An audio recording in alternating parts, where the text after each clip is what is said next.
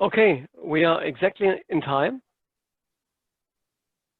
And now we have John Adkison presenting the Genital Autonomy Society. Please. Hey guys, thank you for sticking around to listen to me or joining to listen to me.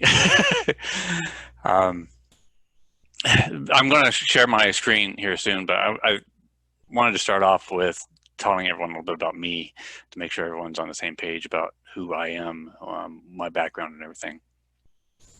To start off, I'm a father of two boys. They're both teenagers now, 13 and 14. Sorry. I just tried to answer. I am cut. If you still want to use the word circumcised, I am circumcised, or what I consider myself to be is a preputial amputee. Both of my sons are still intact.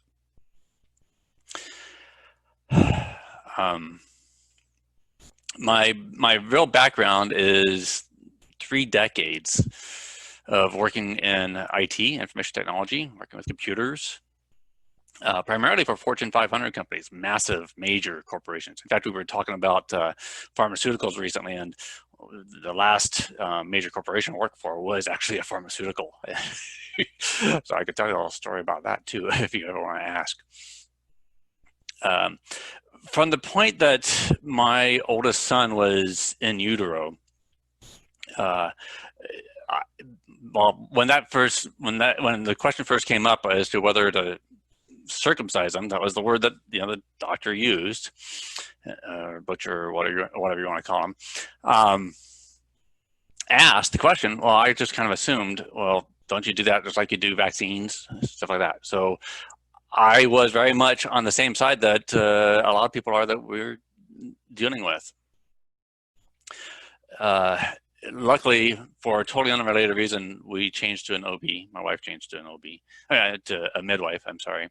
And the midwife provided us some information. My wife insisted that I read the article from Dr. Paul Fleiss, as well as look at some other stuff about this issue, and insisted that I be part of the decision. I was just going to go with whatever she thought. I trusted her. And I read it, and I couldn't believe it. It's like, there has to be better reasons for this. So I searched for the truth for 12 years. Somewhere around 12 years. I didn't come out against the practice until after those 12 years. So I consider myself about as non-biased on the topic as anyone can be. The only people I can imagine being more non-biased are men that got cut as adults, or if we're talking about intersex or females, same thing. I saw Elihu Ungar-Sargon's documentary, Cut the Film, Cut Slicing Through the Myths of Circumcision, or he goes by Ellie, and he actually lives nearby me, I found out recently. And I also attended Brendan's documentary, the American Circumcision documentary, at the Social Justice Film Festival. I got to meet some major proponents like James Owen and John Geishker from Doctors Opposing Circumcision there. And you can find some pictures of my wife and I there at that. Shortly after that, in January 2018, I finally decided, it's time to come out. I was scared to do so. I was scared of the social backlash. I was scared for my job, or my career. It's kind of funny because I don't really care as much anymore about my IT career, but there has been some serious personal impact to my life because of this. And I think it's probably more so than what is clearly obvious as far as personal impact. I think that I've been kept out of certain things like jobs and maybe even housing because I am publicly spoken out about this. I got involved with an organization called Intactivists Stop Circumcision, which is part of circumcisionresources.org. I also got involved with Your Whole Baby. Simon is familiar with that organization. I met up with the Bloodstained Men, Brother Kay, James Owen, and Anastasia and Lindsay Rogers, and others up in Vancouver, BC, and protested for the first time outdoors. First day I protested with plain clothes, and the second day, Brother Kay, well, he and I wear the same size clothes, so he had an extra pair of pants. So, ta-da! I am very honored to wear those pants, and I get out as often as I can. If it wasn't for family to take care of, I'd probably be out every single day, guys. I would. I'd probably be traveling across the U.S. all day, every day, standing out with my signs and all.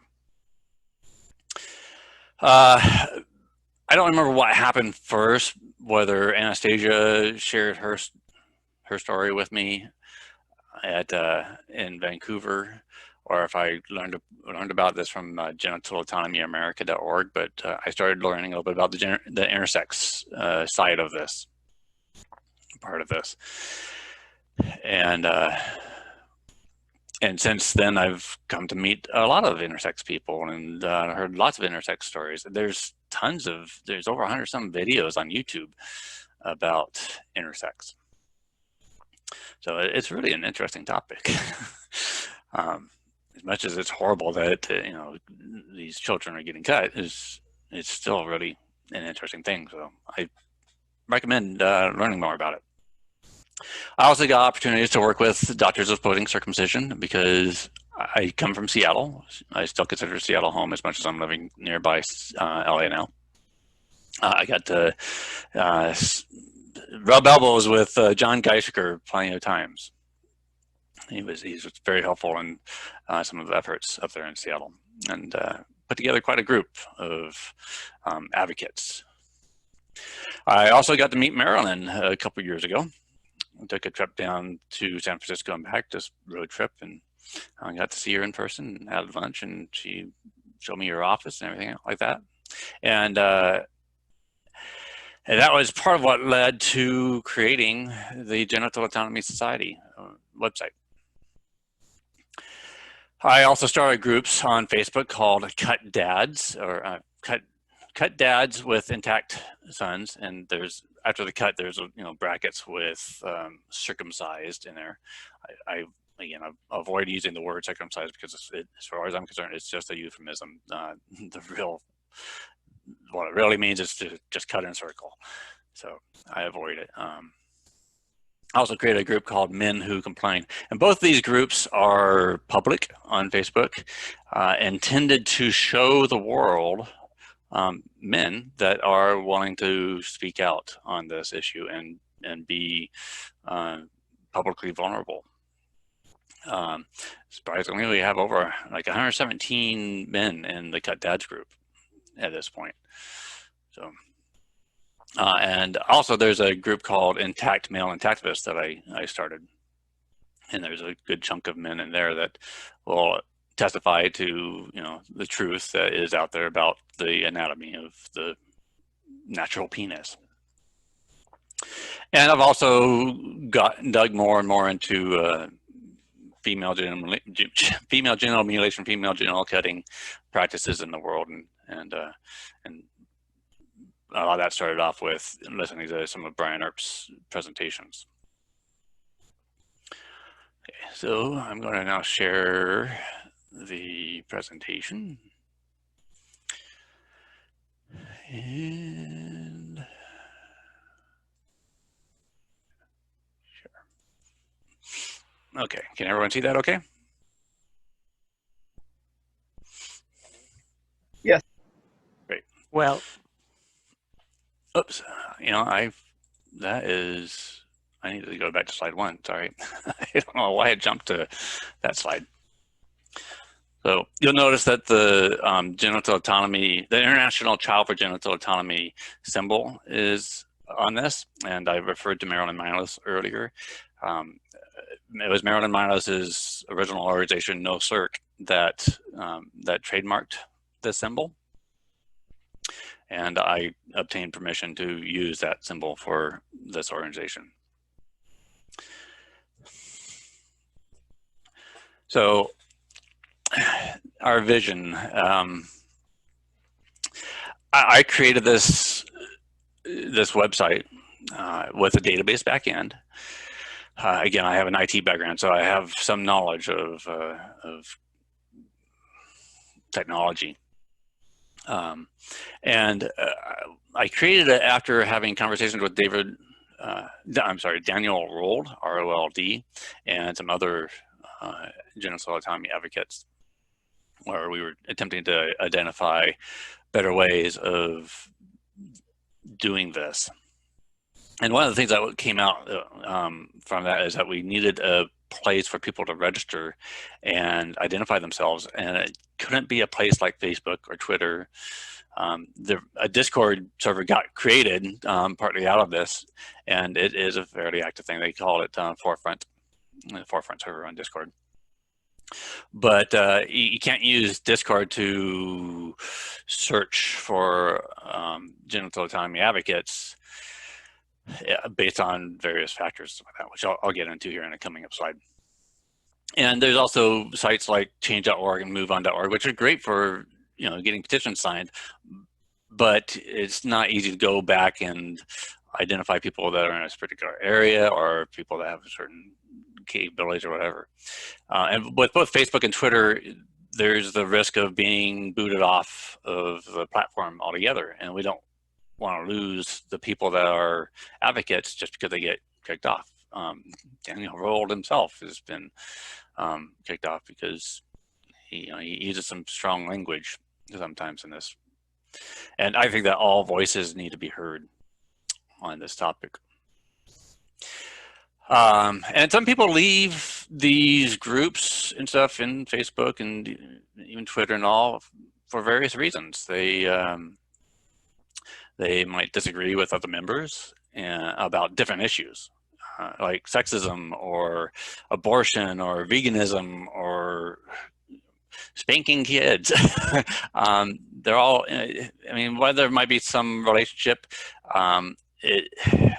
I have, as part of my background in IT, I have done some project management. I've gotten project management training, and scope is a big word in project management. And one of the things about increasing scope is that your effort and time and resources can go up drastically by expanding the scope of your project.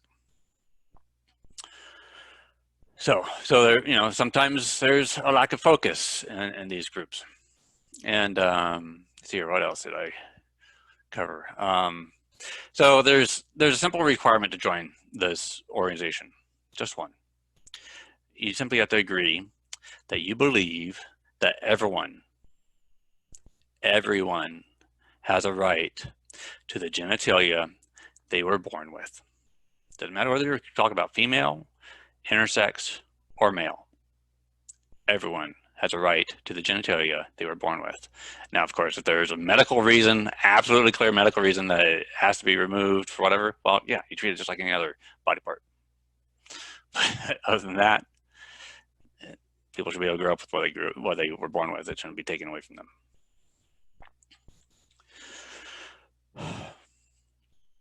So the name and the logo, here. So I wanted something that was very direct. I didn't want something too vulgar. Not to say, some people consider the bloodstained pants thing vulgar, and yeah, I see that, but it's also got a lot of value in having a little bit of a shock value to get people to pay attention to this issue. And at the same time, I didn't want to be too gentle. Not to bash your whole baby. You can look behind me. I've got their their thing up there, their logo. But this isn't a gentle issue. We're not being gentle to these children, so this is not a gentle issue. And I wanted something that's hard to disagree with. That's part of why I use the term genital autonomy advocacy instead of something like intactivist. People, well, all the time, I mean, there's lots of activists out there and activist movements out there, and there are definitely plenty of people that disagree with activists. It's harder to disagree with a genital autonomy advocate. There's also been the discussion about using the term genital integrity. Well, integrity means state of being whole, while autonomy means right or condition of self-government. So if you grow up and you want to remove part of your body, or if you want to put on a tattoo or pierce yourself or whatever, well, I think that people have that right. They should have that right, and that right should not be taken away from them. So if you want to be a little less whole down there, or if you do think that you have extra prepuce and it's a bother to you, well, have at it. It's your choice. But don't do it. Don't take it away from children that may grow up resenting it. At least if they do it to themselves, they only have themselves to blame. So I choose autonomy. I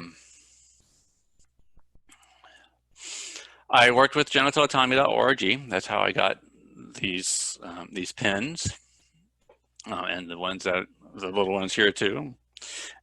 And I even found a jeweler in the area that would make the necklaces, the pendants, like Marilyn Milos wears.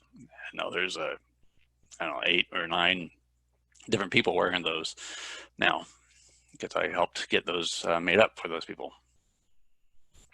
And ngaamerica.org, which was the NoCirc website or organization. So I do communicate with Marilyn on a fairly regular basis to make sure that that their organization's intentions for the symbol are good. The term society expresses what I desire. I want to bring all genital autonomy people together across the board. Female, circumcision, activist, people that are against that, intactivists, and intersex, all of them, and across the globe. And you probably already see this kind of going like eye-chasm, right? So I'll get into the relationship there in a little bit. So the first part of the website was to create the database, because that was the main interest, was to get a place where people can self-register themselves and self-manage their own profile. I didn't want to have to, contact people and have people, give me such information, talk to me and all that. It's, as it is, I'm very busy with this. I wanted people to be able to identify their location, so I can connect people that are in a similar location to them, or connect them to organizations that are in, that are kind of location based. I wanted people to identify whether they were a victim or not. And that, not just males, but females and intersex victims. It's just one checkbox.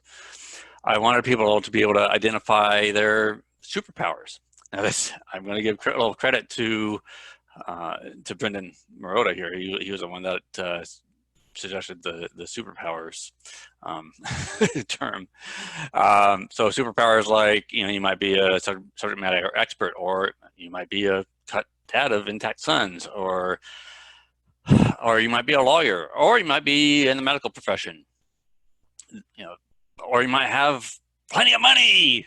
We need more of those in our in our community. And your desires. How do you want to be involved? Do you want to give money? Do you want to stand out and hold signs in bloodstained pants? Do you want to write letters or sign petitions or whatever? I try to give all the various options there. So when we have a new petition or a new fundraising goal or whatever, I can send those things out to just that group of people via email. And then the last but not least is to, there's a section in the database for organizations to register. Now, whoever registers the organization, they become the owner according to the database of that organization. So it would require that person to remove that organization as well.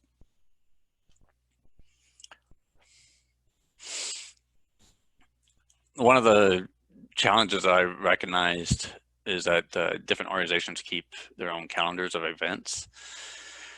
And it was often frustrating to try to keep up with what all the different organizations are doing.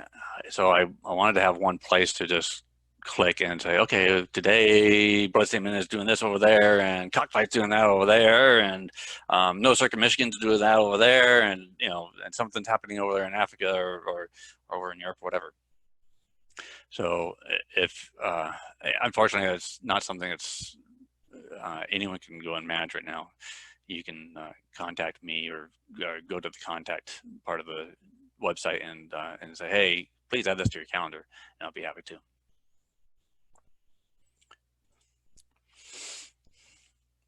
I recently created this activity log entry section of the website. It's actually another database. And by the way, the database and the website's based on WordPress, and the database is based on Caspio.com. So all cloud-based stuff. It doesn't require a super website developer to be able to manage this website. I don't want to keep it that way, so so we don't require a team of super web, a full stack web developer or something like that to manage this. But anyways, the activity log it's intended as a place to track efforts that have been made and the amount of time spent on those efforts. And I wanted that to be able to show people, maybe people that are looking to donate money to various organizations or whatever, to say, oh, well, these guys have been doing this, or these guys have been doing that. They've been more active, or they've been more active, doing stuff, and that stuff obviously costs money, so they probably need more money to continue their efforts. So here we go.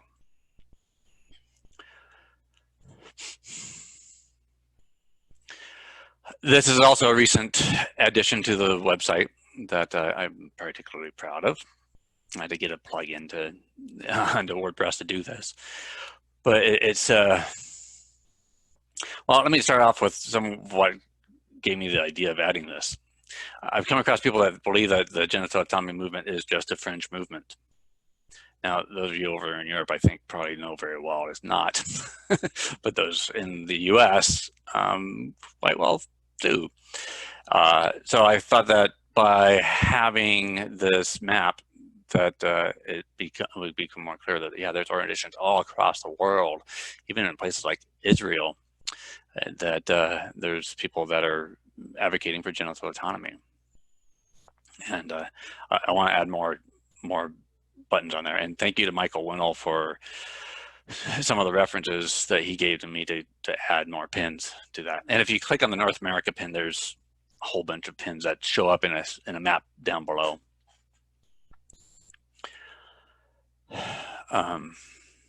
And, when it comes to people thinking that there's a fringe movement, and part of why I thought of creating this page is that there are many small organizations with different logos, different approaches, and so there's not a single name that gives the whole movement one big voice.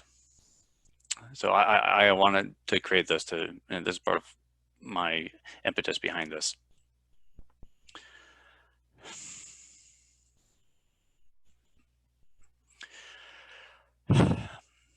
I hate to see hard work go to waste. I first came out January 2018, and now I have monitored the genital autonomy movement or community for years before that, but I've been involved long enough to see people pass away And I've also seen a lot of people drop out of frustration or burnout or whatever. And I've seen good resources disappear. That being sites, videos, books, etc. In fact, not too long ago, I sent an email to Jen at Your Old Baby because there was a book that was being advertised on their website that is no longer available. I couldn't find it anywhere. It used to be on Amazon, but I hunted quite a bit. It's gone. Also, earlier this year, we lost a very big advocate of genital autonomy, Rosemary Romberg, one of the first regret parents to come out publicly on this. And I, myself and some others have jumped on that. We were actually working with her before she passed to try to get her book republished or put out for a second publication. So now we're working with Steve, her husband, to move forward with that. So that's part of what I hope here too, is that I envision this organization taking ownership of those resources in order to ensure that they don't go away. So I mean, if we need to get funding to keep a website up or whatever, please bring this. If you don't want to do this anymore, please don't just let your hard work go to waste.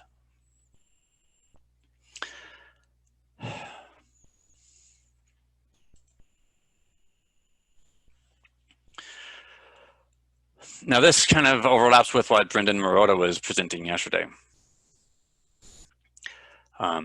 Basically to treat this community, treat this movement as a business.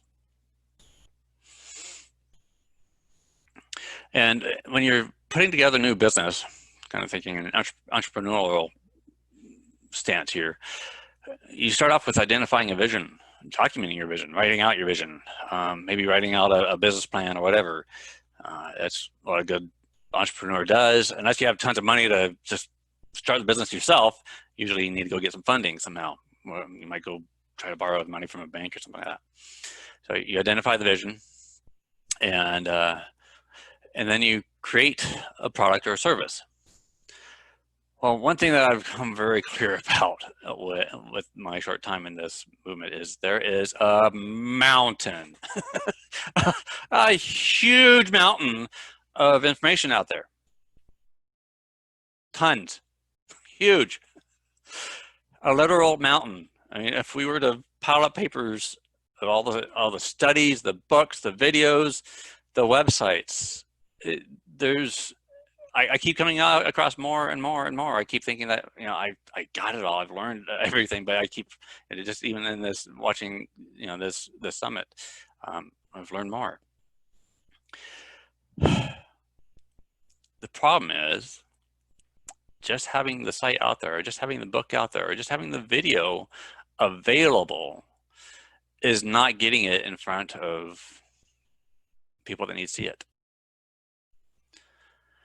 So once you create that product, we have warehouses of product. How do we get that out there? We need to market it. We need to sell it. We need to advertise. And I throw some money every once in a while to advertising or boosting. I've got a page that I created called Circumcised Teen Males, just to get it in front of some people every once in a while that wouldn't otherwise see it, because unless you're looking for circumcised or teen or males, you're not going to come across this website or this page. And there's organizations that have been trying to tackle this part, like Interaction. We heard from Anthony yesterday about Interaction. Your Old Baby, Your Old Baby's even been doing some billboards, even one at the AAP conference, or nearby the AAP conference. Bloodstained Men, hey, they're getting out there. They're human billboards that are hard to not see. But many organizations have stopped at number 2. and I would like to work on number 3.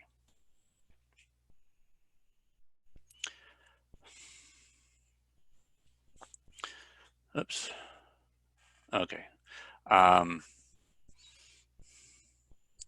There were a couple more notes I wanted to cover on this slide, sorry.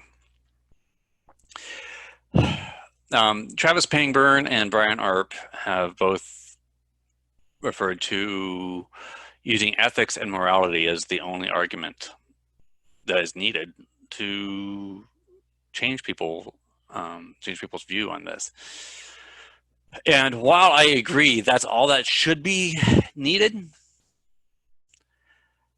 there are a lot of people that think that it is unethical to not cut their child's genitalia.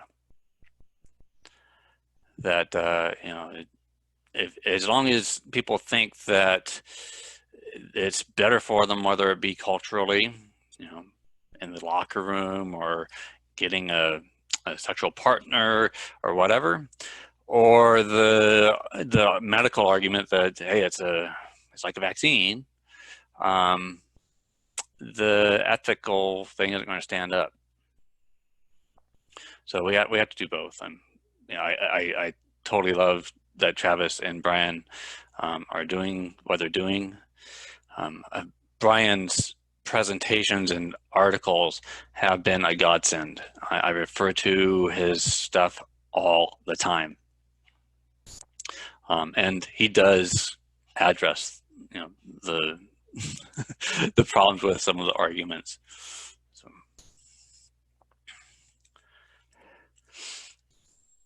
one of the things I've noticed that's a problem for philanthropists, people that that want to donate money to this, is that it's not always very clear where to direct donations to. It helps when organizations create specific fundraisers like Blood Stained Men and Your Old Baby. They specifically draw out or identify what they want to do with it, with the money that they need or want for a specific cause or a specific thing, whether it be a specific roadshow or a billboard or a table at a booth at an event, whatever. But sometimes people just want to donate, like on a regular basis or whatever.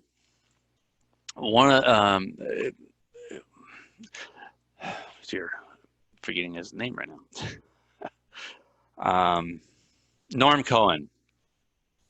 He's from Nosork, Michigan. He actually worked, I guess, with Maryland before, and that's how he used the name Nosork, and he just created his own nonprofit called Nosork of Michigan. He also created this website called intactivist.org, or the Intactivist Circle. And if you go there, you'll identify several organizations, and some organizations report what kind of money they've gotten and where the money has gone, particularly with paying the director or whatever. And it does go into a little bit about what the organization wants to do or is doing, but I still see opportunities for improvement on that. I have some actual desires to expand on that a little bit. I want to ask these organizations what they would do with more money or what they would do with more volunteers. I have a page for Genital Autonomy Society on Facebook that I primarily use almost 1% for fundraising efforts. So when an organization makes a fundraising post on Facebook, I will share that on that Facebook page.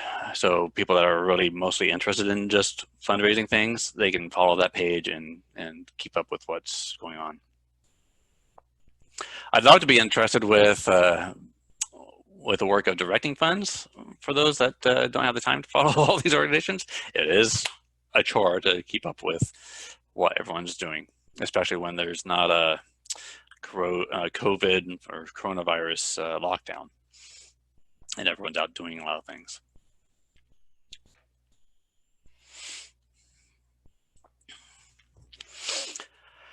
Guys, I hate this job. It sucks. I really hate it, but I'm passionate about it. I wake up every morning thinking about the tens of thousands of children that are getting their genitalia cut today, tens of thousands. And there's also tens of thousands of children that are forcefully married to people. That's kind of another subject, but it's really interesting how how it overlaps culturally. I've just watched some videos, and I shared on my Facebook page about people's responses when a 12-year-old girl is being married off to a 60-year-old man or 70-year-old man or whatever, and then they do another video of the same but flip-flopped. And there's these guys that come by and say, "Man, that's dope. Lucky you." A 12-year-old boy obviously looks like he's not happy about it, being married off to this old woman. Anyways, it's the parallels in culture are really sad. I'm not a big fan of recreating the wheel. I prefer to take the baton from those who have come before me and run it as far as I can. I want to popularize genital autonomy. I want it to be the cool thing. I want people to wear these or something like these, or a t-shirt or whatever, or pins. But really, I want these to be popular like ribbons for cancer are popular. So if you have any ideas on how to make that happen or whatever, share it, please. I want to connect people to you. You're all here from various organizations, and if someone comes up to me and says, "Hey, I'm from Germany or the UK or whatever," I want to say, "Hey, did you know about 15 Square," for example, and want to connect them to you. Now, about iChasm. When I created this, I kind of imagined it as becoming the iChasm. Now, iChasm's purpose, as I copied and pasted it here in my notes, the ethical framework prioritizes the alleviation of suffering, and as such, it aims to end all physical and psychological suffering associated with modification of a sexual organ without consent, and especially that inflicted on children. I think that I would bet that pretty much everyone in this summit agrees with that framework. What I think is needed, and I think I've already alluded to this, is strategy and tactics. People need actionable steps that they can take, and Brendan was alluding to that yesterday. Is that people come to him, or I've had lots of people come to me and say, "Hey, what else can I do?" And I have actually a list on my blog that I share with people saying, "Well, here's there's all these petitions you can sign, and here's these groups you can join, and there's these places that you can say your 2 cents to try to get in front of people that don't already agree with us." I don't join groups to speak to the choir. I join groups to find ways to get in front of people that are not the choir.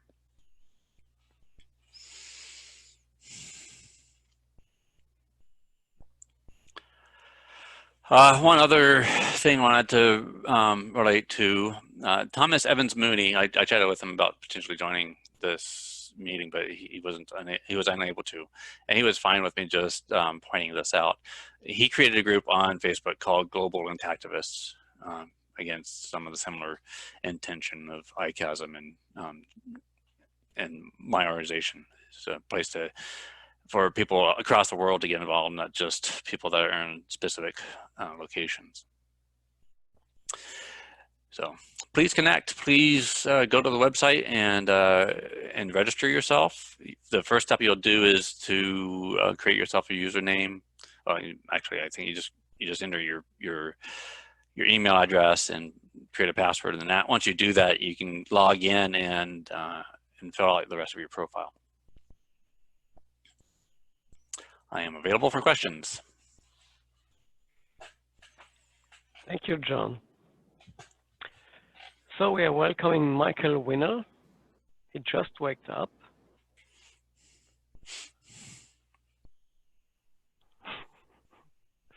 Yes, good morning from Australia, everyone. The sun's just coming up. John, thanks for an amazing presentation. I actually had a couple of quick questions. Well, firstly, I wanted to say thank you for your efforts and your contribution to the cause. And I was curious, firstly, just very quickly, what pharmaceutical company you were involved with. And I was going to start with a fairly hard-hitting question, just for a brief comment, which is, I think it's a really interesting exploration around genital autonomy. One of the interesting concerns I have is, see, this is where I really am enthused by the ethical foundation of alleviation of suffering, because genital autonomy at some level means promoting people doing things to their body which I may deem harmful, whereas my fundamental position is ethically to reduce suffering of people. So that would be to disencourage anyone from hacking off a healthy body part for cultural mandates, such as in America, I met several, not a lot, but I met several adult men who chose circumcision as adults because of cultural pressure and cultural mandates. And that's not a position I would be in favor of. Okay, so first question was about the pharmaceutical. The organization is called Amgen, A-M-G-E-N. John, could you stop sharing your screen so we can see you now, sure. please? Thank you. Great, now we can see you, thanks. Great. So yeah, it was called Amgen that I worked with. And it's, I'll give you a little bit of background. It was in Seattle that I worked with them as a contractor. And I ended up leaving because, first of all, they decided to close their sites in Washington State and Colorado.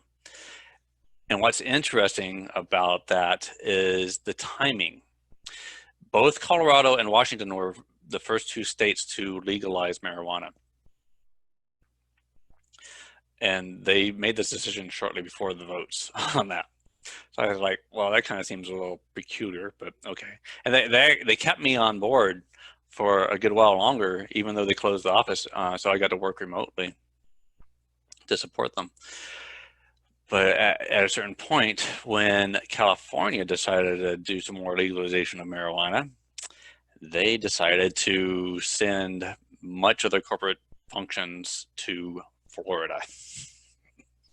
Now, they're not going to admit anything to having it to do with anything with marijuana, but the timing just seems too crazy. As far as the men that choose to get cut as adults, I've talked with many, and I've come across some that say, "Hey, I'm much better." I've had one guy say, "Yeah, I've got a high and tight cut, and I love it," and that's great. Happy for them. But I've also met many, and there's not a whole lot out there. When I say many, it's somewhere around 5 to 10, something like that. Or not just met, but listen to their testimonies online, videos and stuff like that, that were very unhappy that they did that to themselves.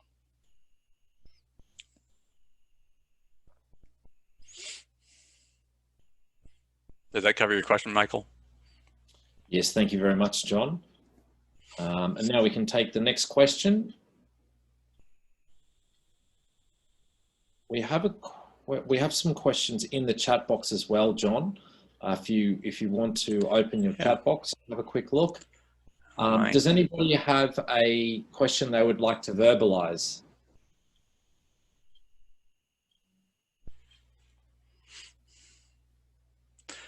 Let me take on the question about Brendan's project.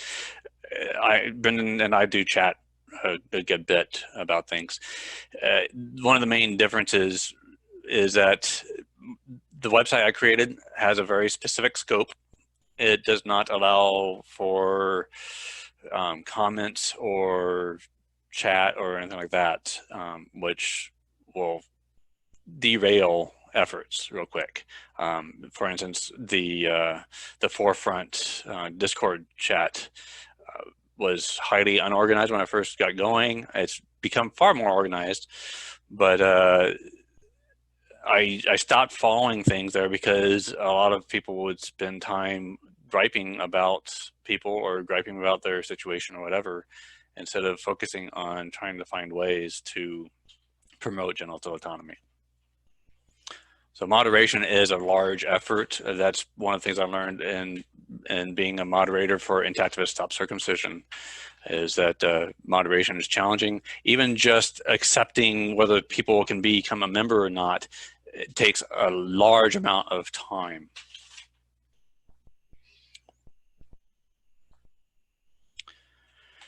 So yeah, Ben and I, we haven't exactly figured out a way to pool the technical effort specifically, but maybe there's room for both of us to exist out there. I do hate having too many separate, again, organizations and sites and all that, but it is what it is.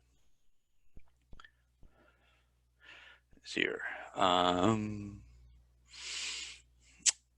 Thomas said unionizing the movement into several or even one main organization would work better. I'm not sure how to do that. Different people have different ideas about how to work. I've worked in large organizations, and just trying to get people to work within a large organization together on one effort or whatever is, when the larger they are, the harder it is to get people together. And here, Michael, you already talked about the ethics. I think I answered your question, right? Yes. Okay. And addressing the Muslim world, if you notice that when I had the map shared, it didn't have any organization identified in the Middle East. Some down in Africa, but not the Middle East. Like there's Intact Kenya. That's about all I know. There's a handful of people I know of in Africa that are trying to gain genital autonomy and fighting against these lies about HIV and all that. But unfortunately, it is what it is down there. They don't have the technology we have and stuff. Prince Maloba has done a video that has shown up on YouTube about people's feelings about the topic down there, which is really good. I don't know that I call things community management. To John Krossoff's thing.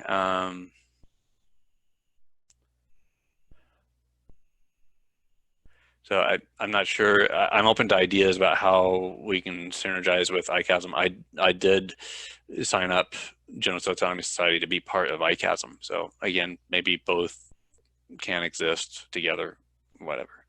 And I'm open to including people in decision making and whatever with Genital Autonomy Society. I don't intend for Genital Autonomy Society to be I don't intend to own it and run it 100% by myself. Right.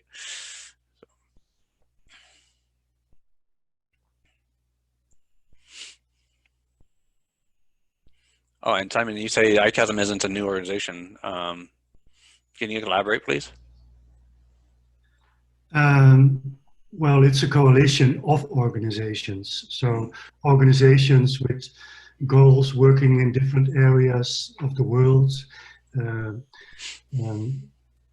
maybe with different groups of people, you know, like in the Arab world, mostly Muslims. In America, you know, it's obvious. You have a lot of routine infant circumcision. So Yeah, but that's my opinion. So it's not a new organization. It's just a network organization. Like, okay, we like to connect and inspire each other and share information.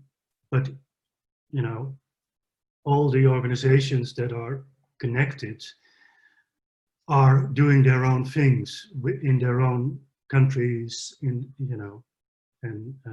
that's how I see it. Yeah. So Yeah, what are your goals besides being another platform then, or a new? Do you do protests or things like that, or that's not your aim? Personally, I do, but I don't do it necessarily as a part of Genital Autonomy Society. I work with Your Whole Baby. I work with Bloodstained Men. I work with other individuals to protest and to try to educate.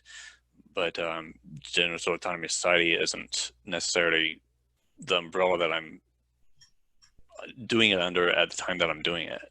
Yeah.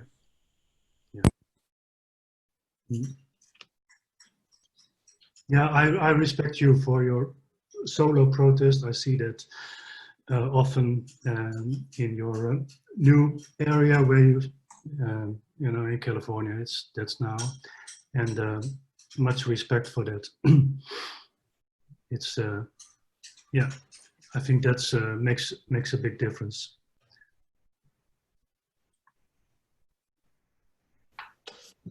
John, I have a question. You raised the issue of facilitating resources in terms of the plethora of studies, of websites, just the sheer amount of information there exists in the marketplace around whether it be care of an intact penis, the benefits of an intact penis, and so on and so forth. And you pointed to the challenge in collating all of these resources into one location. And this has been a discussion topic for many years, for many intactivists, and something that if we had a magic wand, I'm sure all of us would wish there was a one-stop shop where you could click and just get every clinical study and every graphical illustration of foreskin and its benefits and every video of a circumcision and every document of circumcision harm. This would be a miracle, and it would be like all our Christmases coming at once. And I was wondering if you had any thoughts as how to solve that challenge, or any musings on that. So there's actually Daniel Rold, again ROLD. He put together a Dropbox. Well, I'll talk about what led to this first. One time when he was sharing a screen, when we were having a meeting before we created Genital Autonomy Society and Forefront started, that showed him his computer very well organized with all these memes and documents and everything like that, all organized in folders that made it look so well organized. And so I was very well impressed by that, and I said, hey, Dan, can you put that on a Dropbox or something like that so we can all go grab stuff from that, because that would be awesome. Yeah, but beyond that, it's I just don't see any one person doing all of that, getting it all cataloged and organized into one place in a way that is super easy to find. For the most part, you can do Google searches for a lot of this stuff. It's just a matter of knowing what to Google search. I mean, I have a ton of favorites in one folder, and I've done a certain amount of organizing it all, but I still often find that it's faster for me to just type in to Google search than try to go find my favorite again, because it's just too hard to find it. I just sit there and scroll and scroll and scroll to try to find that article or whatever it is, or a study that I'm trying to share with someone to show where they are wrong about something, or where they're missing some information or whatever. Yeah, because it really speaks to the issue of the loss of time due to duplication. So within intactivism, there's an enormous amount of time lost on duplication. And I think the story you just shared right there of your own little journey where you have your own folders, your own links, and Daniel Rold has a desktop full of folders. I think every most intactivists have gone through this process. Like that story you just shared, I've seen on in numerous cases. Yeah, it is a conundrum because of lost time with duplication.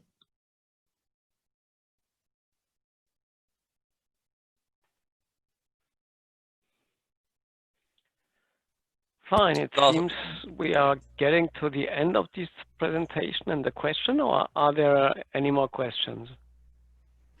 Can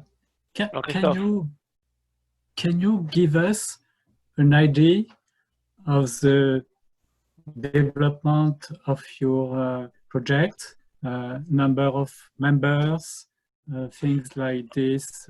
Which visions do you have? Because my feeling, what I understand is that you try to link people who need resource and people who offer resources. I think it's one important part of your project. And I think this is a very good idea and not easy at all to realize, because you need to address very specific needs in terms of marketing.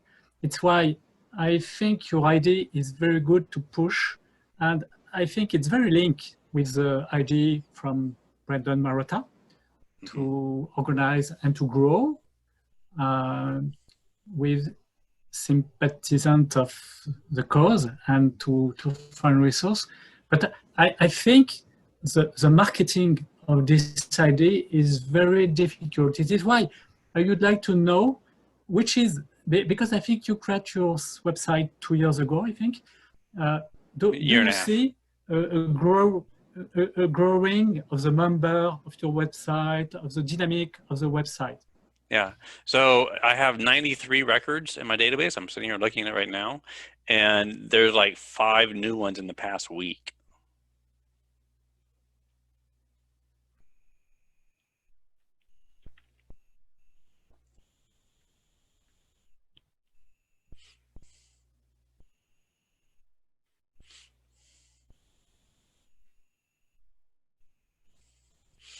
Does that answer your question? Thank you, Jean-Christophe. Okay, so if all the participants are okay, we have 3 minutes to go to 11 o'clock Berlin time and to continue with the next point and the last point of this symposium, the presentation of Brad Johnson and Luke Artanis for Cockfight. What I want to do is to stop recording in order to have it on stock on the Zoom page now, and to